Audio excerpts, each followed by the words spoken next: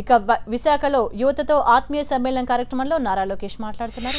మంత్రి గారికి మేము ఫీడ్బ్యాక్ ఇచ్చినప్పుడు నేను కానీ అమర్నాథ్ రెడ్డి గారు ఉన్నారు ఇండస్ట్రీస్ మినిస్టర్, మేమిద్దరం ముఖ్యమంత్రి గారికి ఏం చెప్పేవాళ్ళం అంటే, సార్ ఇప్పుడు 4 సంవత్సరాలు పిల్లలు చదువుతున్నారు స్కూల్లో కాలేజ్లో, 4 సంవత్సరాల తర్వాత గ్రాడ్యుయేట్ అయిన తర్వాత మళ్ళీ స్కిల్ డెవలప్మెంట్ అంటున్నాం. సో ఫిలసాఫికల్ డిస్కనెక్ట్ ఉంది నాకు. ఎప్పుడు చెప్పాడు క్యాబినెట్ మీటింగ్లో, ఇది డిస్కనెక్ట్ ఉంది సార్. అంటే our education system is not delivering. So transformation రావాలి, అక్కడ రిఫార్మ్స్ రావాలి, కరికులం మారాలి, మోర్ ఆన్ ది జాబ్ ట్రైనింగ్కి ఎక్కువ వెళ్ళాలి. సో మీకు సమ్మర్ కూడా ఇప్పుడు చాలామంది ఇక్కడ ఎండాకాలం సెలవులు కాగి ఇంటికి వెళ్ళిపోయి మంచిగా సీరియల్స్ చూస్తాం, నేను సినిమాలు చూస్తాం. While that is good, but I think at least half of the summer internships చేయాలి. So again, we want to fine-tune this Yuvanistam program, again targeting towards summer interns, where a lot of companies want summer interns, but they don't know where to look at.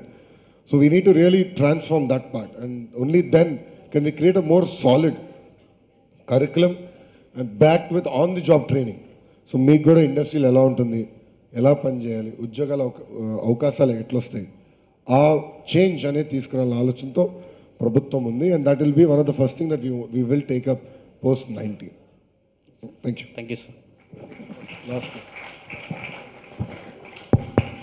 I have a question. Well, I had to leave 1 hour back, but we'll take one last question. Okay, 2 last, 3 4 wait. We'll take 3 questions. Ladies first, sir. Ladies first please. Ladies first. మీరు అడతారా? మీరు కూడా రండి ముందు. Hello, ఇద్దరైనా మీ దగ్గరకు వస్తానమ్మా. Hello, good afternoon sir. Sir actually నేను మీ పేరు college? B Monika, Samatha college.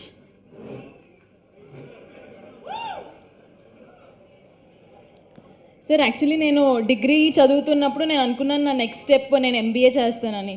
So education లోన్కి నేను ట్రై చేశాను. అంటే పేరెంట్స్ మీద ఎందుకు బర్డెన్ చేయడం, నా అమౌంట్తో నేను చదువుకుంటాను, తర్వాత నేను లోన్ పే చేసుకుంటాను జాబ్ వచ్చిన తర్వాత అని.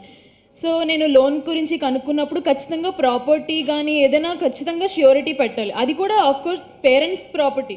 సో నేను దానికి పెట్టలేను. సో నేను ఎడ్యుకేషన్ మినిస్టర్ కాల్ చేయడం జరిగింది. పర్ డే నేను అట్లీస్ట్ 10-20 కాల్స్ చేసి ఉంటాను. They didn't attend.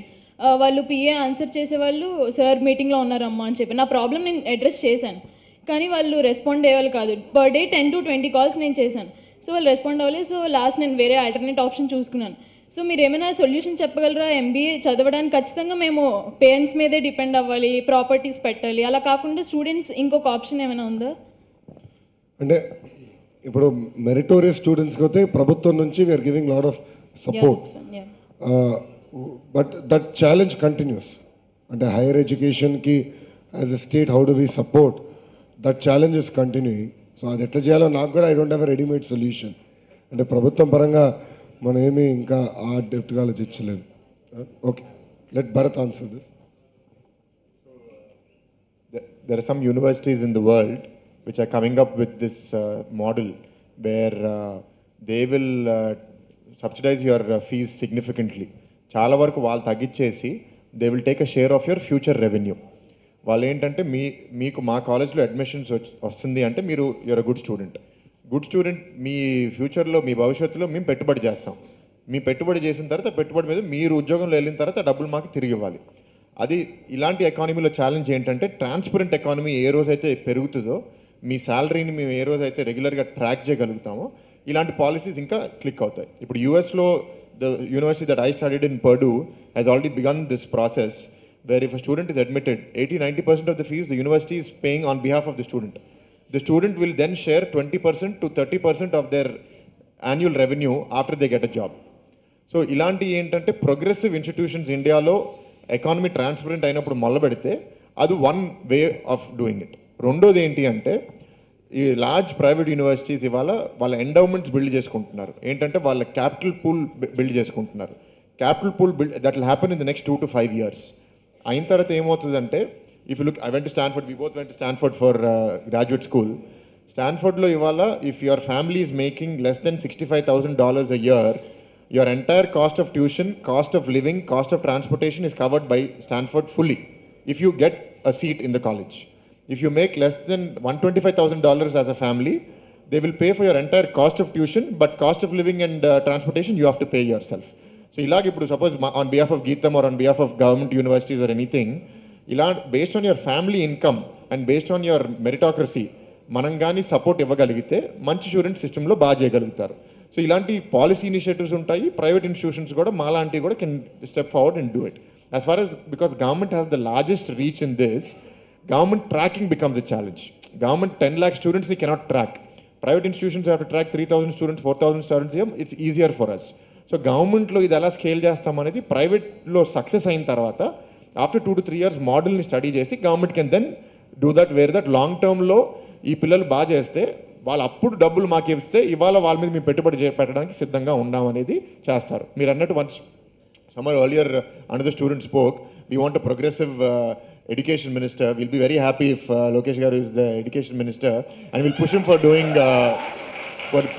for doing such innovative schemes to such that manchi ideology, manchi future unna students ni we support them most in their intellectual pursuit, so ultimately you are going to benefit the society. Yeah.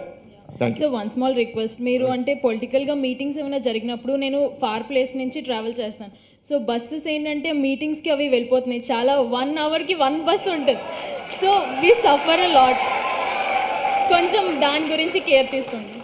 Well, see, I take your point, but let's also be, one thing is, this is part of democracy. And the point is that it's all paid for. So buses are not free.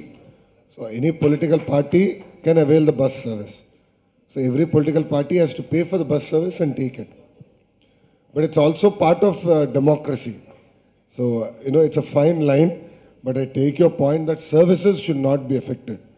So Telugu Desam పార్టీగా మేమేం చేస్తామంటే ఎక్కువ మా programme Sunday పెట్టుకుంటాం. So ఎందుకంటే మీకు అప్పుడు బస్సులే ఇబ్బంది ఉండదని ఆలోచనతో ఎక్కువ సాటర్డే కానీ సండే మేము ప్రోగ్రాం పెట్టుకుంటాం జరుగుతుంది. అఫ్కోర్స్ ఈ 13 రోజులు ఇంకా సండే ఉండదు, మండే ఉండదు, every day is a campaigning day. So ఈ 13 రోజులు మీరు మాతో భరించాల్సిందే, తప్పదు. But after that I take your point that we will not effect. Thank you. I think that's a valid point.